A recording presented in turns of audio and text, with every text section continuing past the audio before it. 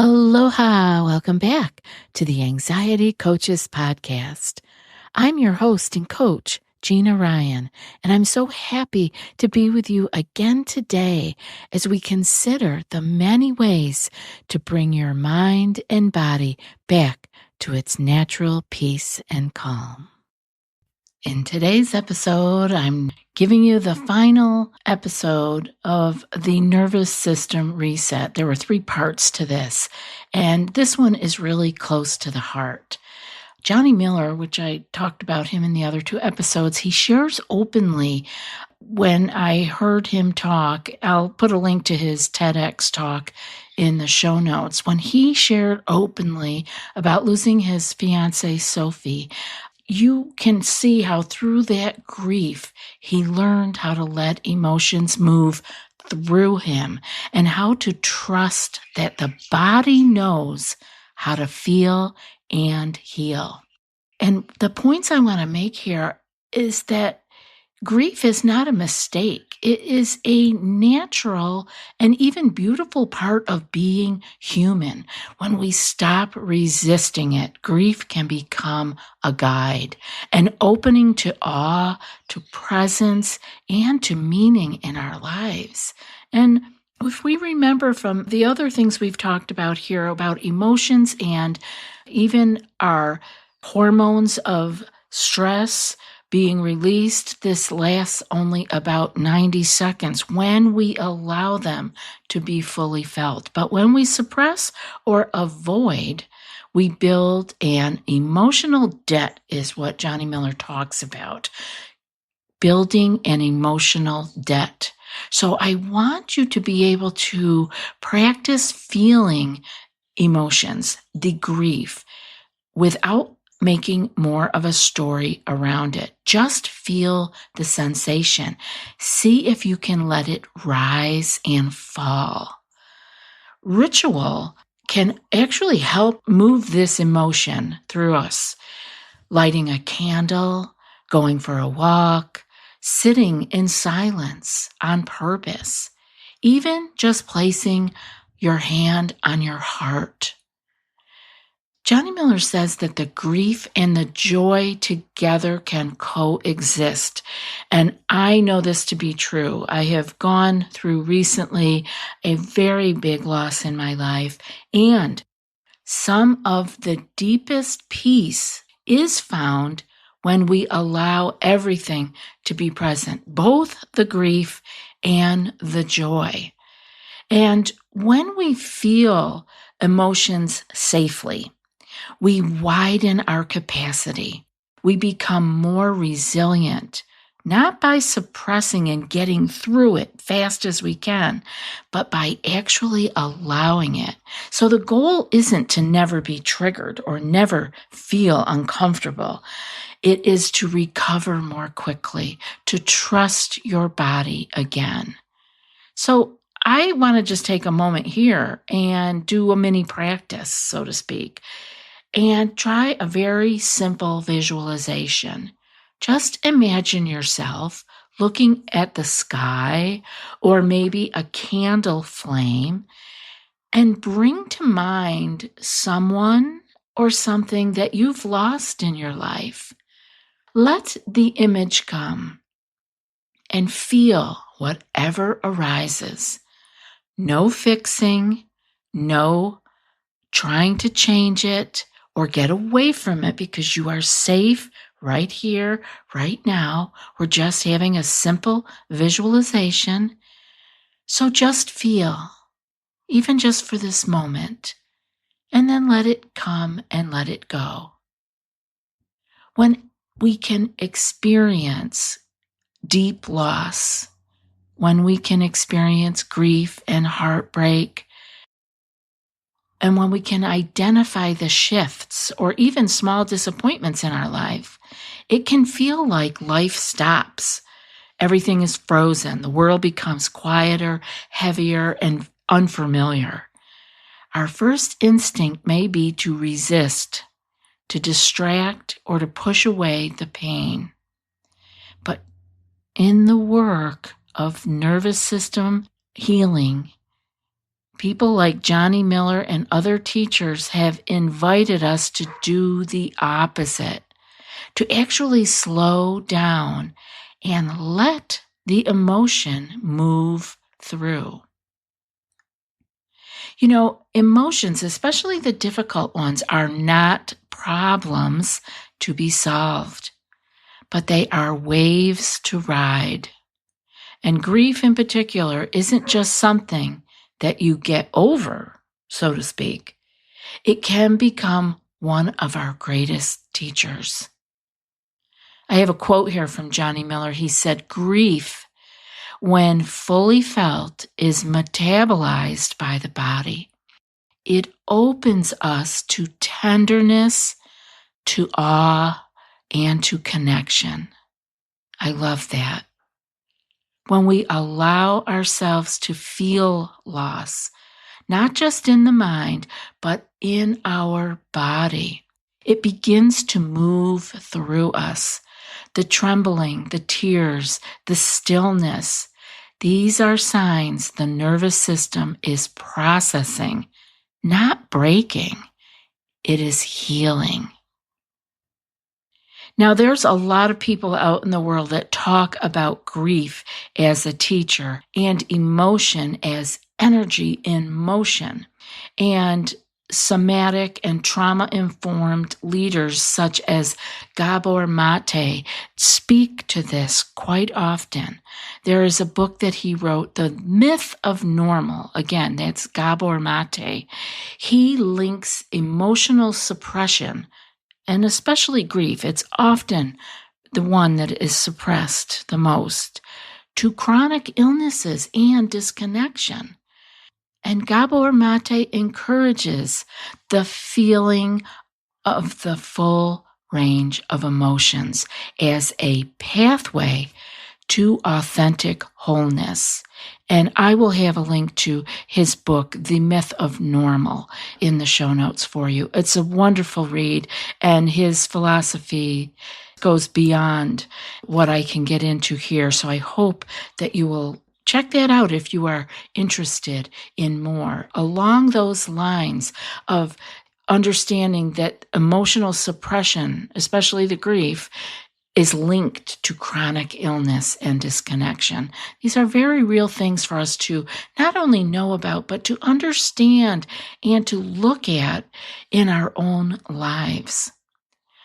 Letting emotions move through us isn't weak.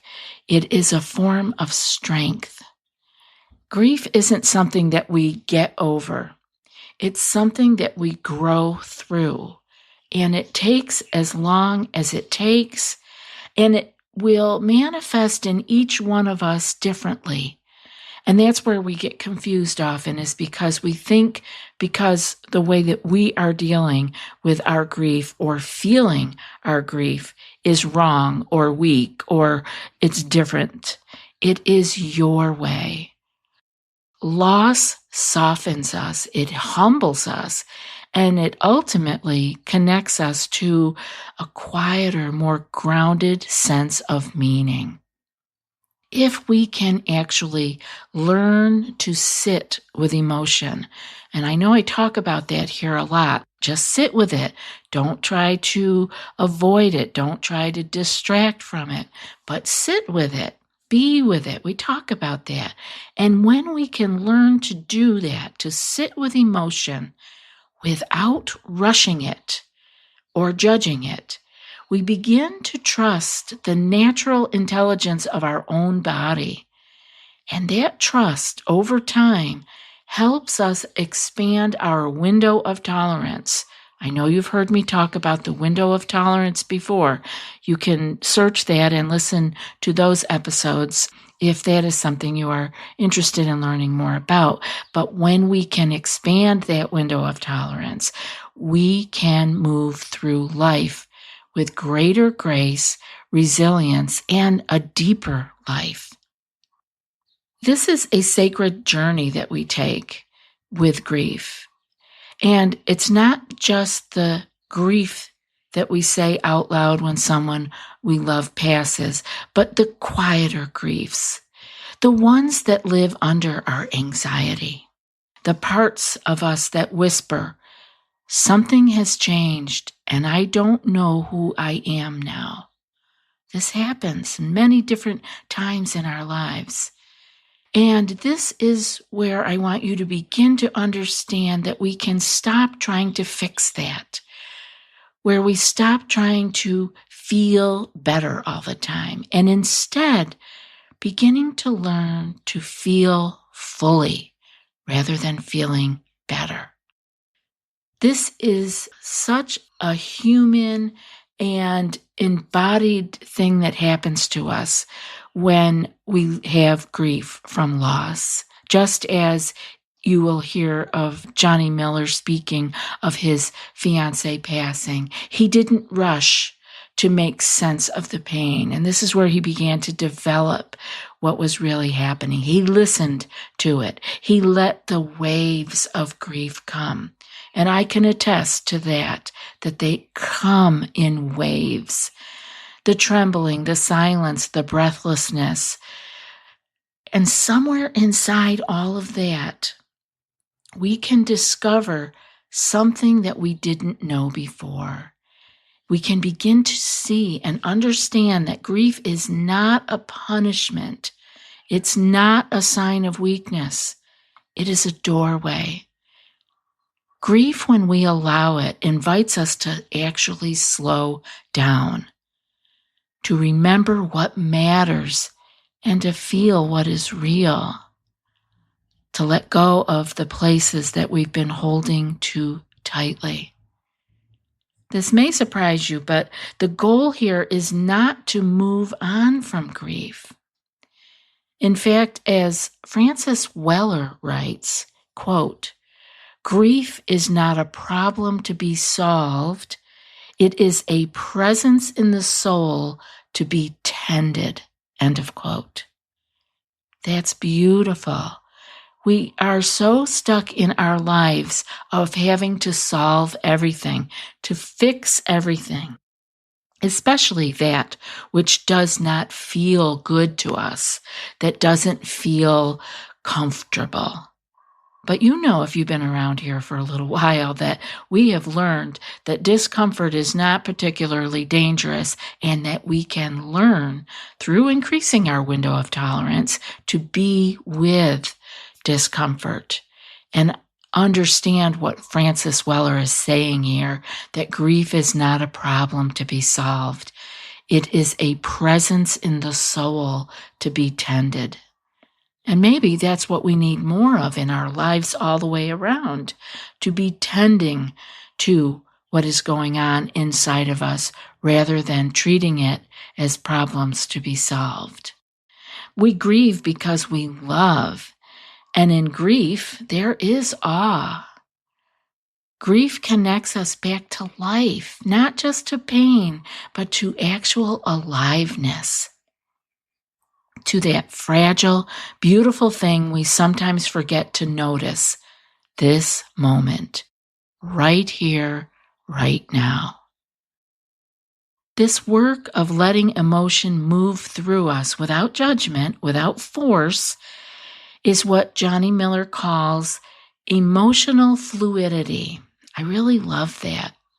It's learning to trust that the body knows how to feel and how to heal. We don't have to override it with thought.